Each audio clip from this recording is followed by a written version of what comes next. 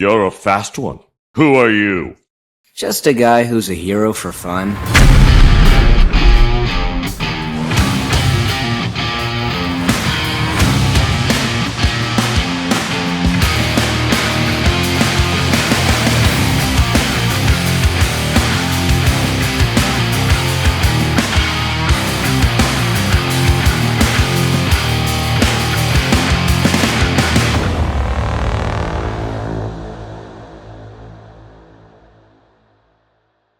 One Punch Man.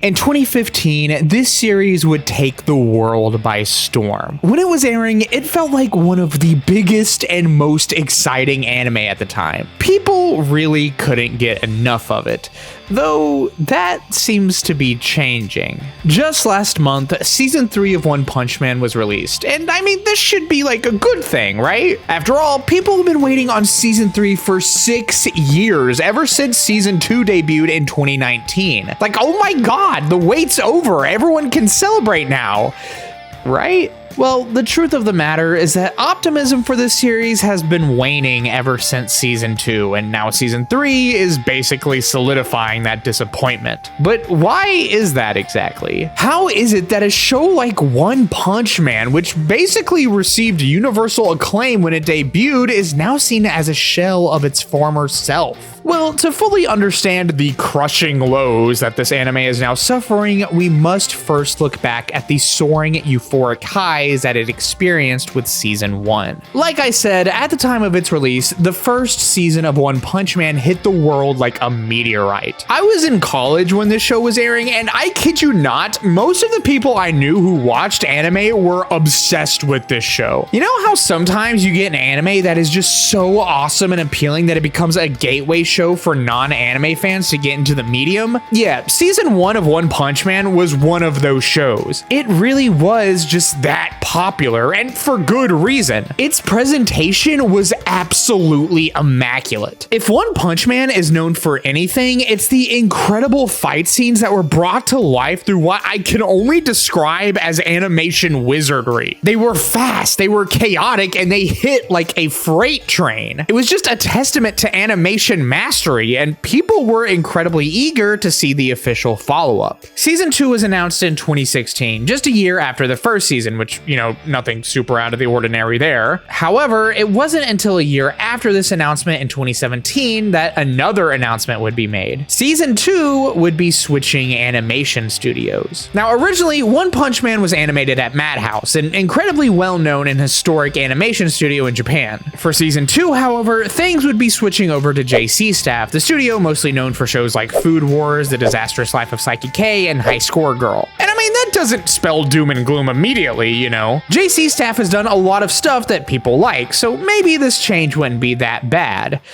Then season 2 finally released in 2019, and something just seemed kind of off. Now, from what I've seen, I don't think it would be fair to say that season 2 of One Punch Man has bad animation per se. Like, it looks like it ranges from decent to not particularly stand out. In isolation, if this season were to exist on its own, I genuinely believe that it wouldn't have gotten nearly the amount of flack that it got when it released. The issue isn't so much the animation sticks out for being bad, it's more like it sticks out for not really sticking out at all, which is almost a sin when you compare that to the absolutely bombastic nature of season 1. As previously stated, there was a switch in studios from Madhouse to JC Staff. However, something we have to remember is that the actual people who work on these shows are the ultimate contributing factor to their quality. This is where we need to talk about season 1's director, Shingo Natsume. This guy is pretty much the reason why the first season was as good as it was. At the time of season 1's production, this guy was making a name for himself in the industry. He was a freelance animator who had previously worked on shows like Gurren Lagann, Fullmetal Alchemist Brotherhood, and most notably served as an animation director on Space Dandy. And that is just some of the things he worked on, and already that is an absolutely insane resume. By the time he came on as director for One Punch Man, quite a few people in the industry knew who he was and wanted to work with him. And thus, he was able to pull together a team of incredibly talented animators with a forte in action scenes for One Punch Man's production. Like, people who didn't even work at Madhouse. This is what made season 1 such a masterpiece, and needless to say, it probably wasn't easy to keep a team like this together because the majority of them didn't even work at Madhouse. As for the switching of studios, Japanese companies are typically very conservative when it comes to the finer details of their dealings. But what seems to be the most popular theory is that Madhouse was just too busy to be bothered to do it, and the production committee had to scramble to find a studio that could. Though, despite the changing of the guard, Natsume has gone on record saying that he actually wanted to return. I personally, of course, wanted to do it, but that could not be done despite myself. I cannot do everything I wanted to do. I wanted JC staff to do way more with the show. Once season 2 was released, people were very disappointed. It just wasn't up to the same standard as season 1, and people wanted a return to that insane quality. So much so that rumors actually began to drift around in early 2024 that studios like Bones or Mappa would be working on the 3rd season. These rumors weren't true at all. A few months later, it was announced that JC staff were still there and they were still working on season 3. You have to understand that there was a very large amount of time between season 2 and 3. This would cause anticipation to reach ridiculous heights. Heights that a lot of people felt couldn't be reached by JC staff and season 3's director, Shinpei Nagai. And it certainly didn't help that prior to season 3's release, Nagai already seemed as though he was trying to quell people's expectations. It might not please you or could even make you angry, but someone has to take it on. I am determined and ready to do so. It probably won't measure up to season 1, but the anime is infused with the creator's tenacity and ingenuity. Please, at the very least, accept that. Yeah, I get his heart is in the right place, but this statement really didn't inspire a lot of confidence. But I mean, like he said, you know, he and the animators tried their best, so maybe it might be pretty good.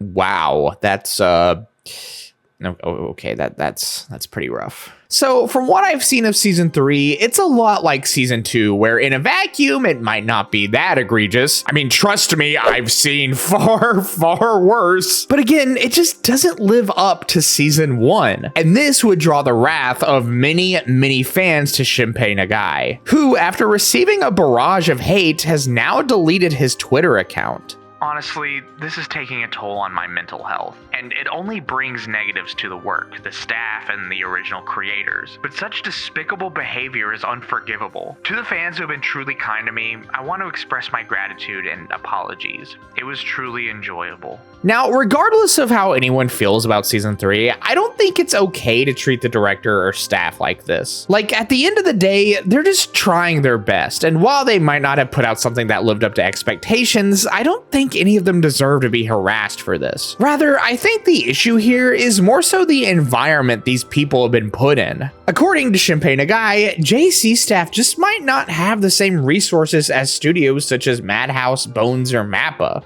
Nowadays, there are many companies flush with funding from big corporations. Much of the talent has been drawn to those places, but as I keep saying, I want to support JC staff, which is working to improve labor conditions and nurture its employees. Please stop with the harassment and the persistent questions that I can't answer due to NDAs. I beg you, please. The very odd thing about JC staff is that despite the fact that it seems like they don't have the required talent and resources to live up to fans' expectations, they've still become kind of an anime factory in recent years. I mean, in 2024 alone, they aired 12 different shows. 12! Like, that is absolute insanity! Now, don't quote me on this, it's just speculation on my end, but I think there's this idea that if you want your studio to grow, you need to take on as many projects as you possibly can. Like, just say yes to everything and then figure it all out later. I mean, this is basically the same mentality that Mappa has adopted, and oh man, that's been going great for their employees, hasn't it? I really wouldn't be surprised if JC staff is just spread very, very thin right now, and not helping things is the fact that there's a lot of aspects of production that just are not up to them. Recently, Vincent Chanzard, an animator known for his work on Gear 5 from One Piece and the Sukuna vs. Maharaga fight from Jujutsu Kaisen, has actually come out and defended JC staff's animators.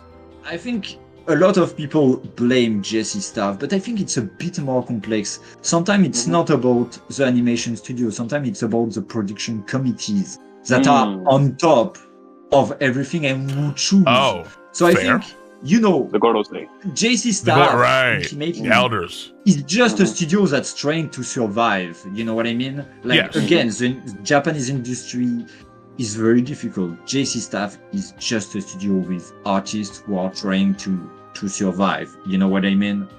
Season 3 of One Punch Man serves as a kind of microcosm of the bigger issues that have been happening in the anime industry. A studio that is spread too thin is probably working its inexperienced animators to death, trying to reach a very short deadline given to it by a production committee, and it gets to the point that corners have to be cut. Top that off with the fact that anything you make is ultimately going to be compared to Season 1, which was a mind-boggling feat of skill and mastery, and you have a perfect storm of disappointment on your hands. At this point, this show is just doing more harm than good for JC Staff, so I could honestly see a future where One Punch Man might not even continue. It's crazy to think that something that once made people so happy has now become a source of such vitriol and negativity. The fans aren't happy, the animators aren't happy, no one is happy. I do hope that One Punch Man can return to that status of a universally praised anime that pleases everybody, but for now, the future isn't looking very bright.